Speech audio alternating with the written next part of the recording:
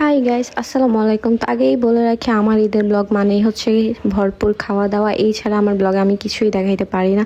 So চলো ব্লগটা শুরু করা যাক। এখানে আমি সকাল সকাল ঘুম থেকে উঠে গোসল টোসল করে চলে আসলাম তাদের বাড়ির সামনে, যাদের সাথে আমাদের কুরবানিটা দেওয়া হচ্ছে। তো এখানে এসেই দেখতে পেলাম যে গরু জবাই অলরেডি অনেক আগেই শেষ। আমার আস্তে আস্তে লেট হয়েছে।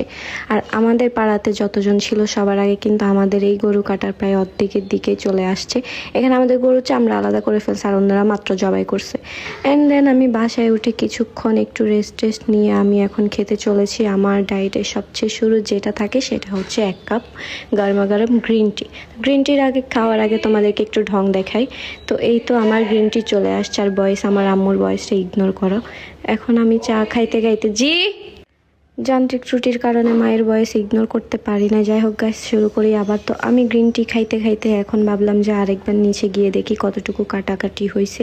এখন এসে দেখলাম যে প্রায় অনেকটাই কাটাকাটি। তো আমি বসলে তো মনে হয় আরেকটু বেশি কাটাকাটি করতে পারবো।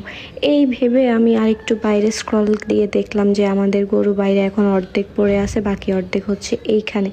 এটা ভাবতে ভাবতে দেখলাম এদের কাজকাম খুব বেশি সুবিধার লাগতেছে না, এরা একদম কুচি কুচি করে ফেলতেছে মাংসগুলো। দেন আমি বসে গেলাম।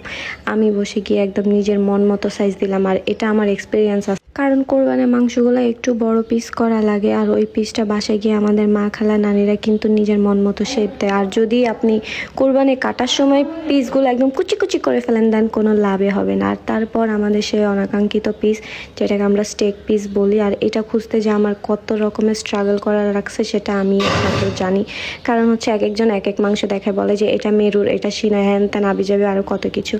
অবশেষে যখন আমি পিসটা পেয়ে গেলাম তখন ওইটার খুশিতে আলাদা করে আরেকটা স্ন্যাপ নিয়ে এখানে অ্যাড করে দিলাম, এই আর কি। আর এরপর আমি আমার রক্তে মাখা হাতটা দেখাচ্ছি, আর এটা ভেবে ভেবে তোমাদেরকে বলতেছি যে আমার মেহেদি লাগানো হাত। আর এটা অলরেডি আমি আমার পেজে শেয়ারও করে ফেলছি। তো আমার মেহেদি লাগানো হাতটা দেখাইতে দেখাইতে এখন তোমাদেরকে দেখাবো যে কলিজাগুলা।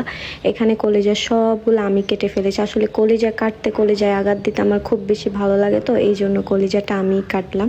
আর কাটতে কাটতে এখানে ভাবছি একটা হাড্ডির ভিডিও নিব, বাট পারলাম না।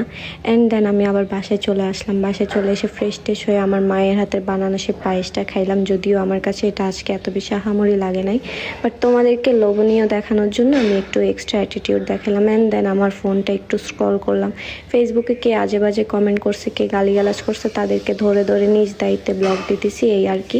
তোমরা যদি মনে করো আমি কমেন্ট পড়ি না, তাহলে তোমাদের জন্য এক বালতি সমবেদনা।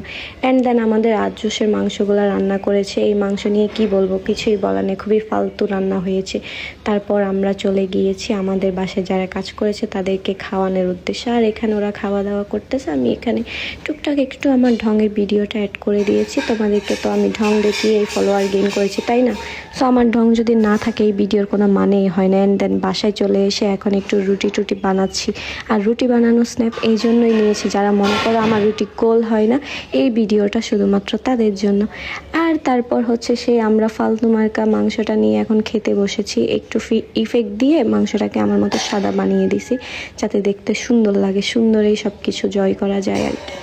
এখন আমি এই মাংসর পিস নিয়ে যখন মুখে দিব তখনই আমার গাটা গুলিয়ে কেমন জানি বমি বমি ভাব আসছে। একদম অনেস্টলি বলতে গেলে এটাই বলা উচিত, কিন্তু আমার ফেসের রিয়াকশন দেখে কতটা বুঝতে পারছো আই ডোন্ট নো।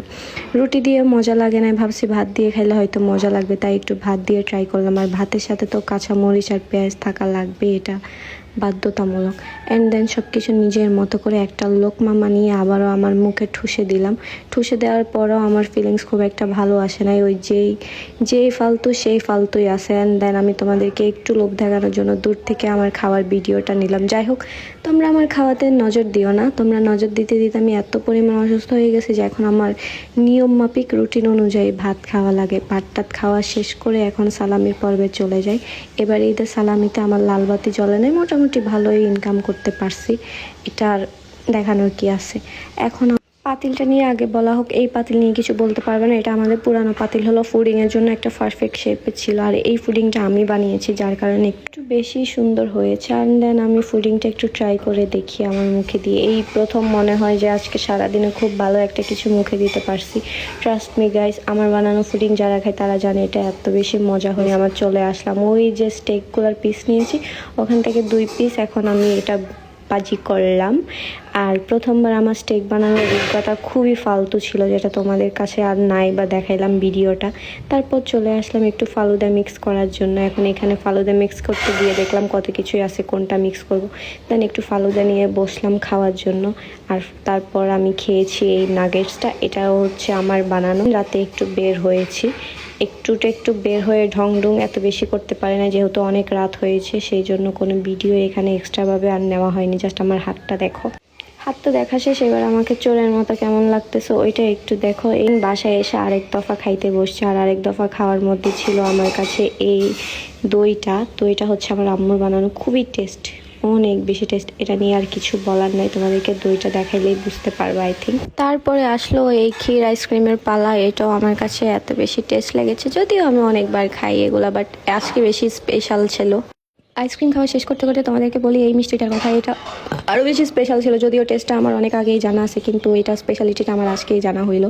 এটা খাইতে যে এত বেশি মজা ছিল না, তারপরে আমার ফেসের রিয়াকশনটা খুবই মজা দেখাচ্ছিলাম। এটা খাইতে খাইতে আমার ব্লগটা আজকে আমি এখানেই শেষ করতেছি।